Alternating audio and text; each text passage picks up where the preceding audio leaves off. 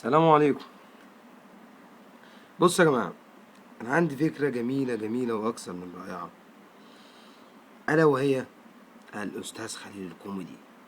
وي نيد تو عايزين نعمله ريموف من الدنيا كلها يا إخوان. لا إله إلا الراجل ده. بص، أنت عارف أنت خليل لو إنهم المحافظة كلها والله لغيارة يا عم. أنت بقى بص تعبتنا يعني نفسيا، يعني اللهم إني صايم. إحنا مش عايزين بس إن إيه، انا بتكلم يا جماعه كلام على فكره، يعني حتى الناس اللي يعني قريبين مني واصدقائي واهلي وكده عارفين شخصيتي الحمد لله كويس جدا. انا مش الشخصيات اللي مش بحب ذم في حد جديد خالص يعني، بس بصراحه يعني كل حاجه اتفقت يعني يعني المراره واللي تحت، كل حاجه تحت المراره كل حاجه اتفقت، كل شيء everything اوكي. يعني حتى عامل حلقه في يوم انجلش نزلها على الفيس وغيره وغيره، حاجات غريبة الشكل ملهاش أي مصدر حتى في يعني لغة، في مفيش كوميديا يا خليل. حضرتك وصلت. طيب انا بقى عندي فكرة جميلة جدا، احنا ممكن يا جماعة نعمل يعني نعمل ثورة على اليوتيوب والفيسبوك. مش سياسة، لا والله مش سياسة خالص، البلد جميلة والدنيا حلوة وان شاء الله البلد بتقدم في خير ان شاء الله.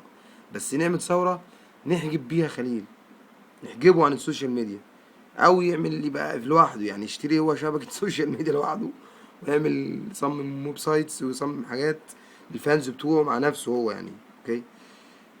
خلاص بقى يعني انت وصلت.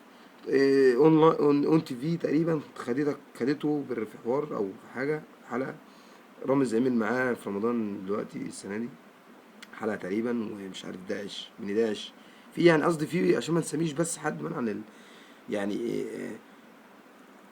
يعني رامز نفسه، رامز جلال قال له انت ما عايزين نقطع النسل ده خالص، قال والله على الهوا لايف يعني مش، وهو يقولها على الهوا في الاستاد تاني مفيش مشكله اي حد يعني. بجد حاجة فوق يعني. خلاص خلاص بقى خليل بيرفافوري بليز يعني بالانجلش، بيرفافوري بالايطالي يعني بيرفافوري. خلاص خلاص مش هقول حاجة تاني يعني اعتقد. بس انا يا جماعة بجد بجد مهتم جدا، واتمنى تعليقاتكم على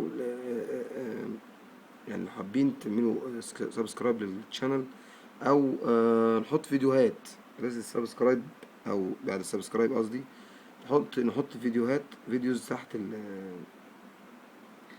ممكن نعمل فكرة يعني في التعليقات، نشوف هنكون يعني قناة كده خاصة بينا تقول لا لا يا خليل انت خلاص دورك انتهى، وصلت خلاص الحمد لله نجحت، مبروك يعني أزغرتك او ما بعرفش والله. فخلاص كده الكلام خلص، وانا كنت حابب اوصل رسالة في 3 دقايق ونص دول، واعذروني الإطالة، ويا رب الفكرة تنال إعجابكم. أنا ولا شهرة والله ولا غيره أقسم بالله، بس أنا حبيت يعني أفضفض، يعني أنتوا فاهمين إزاي أفضفض مفيش حاجة يعني. ورمضان كريم كل سنة وأنتم طيبين.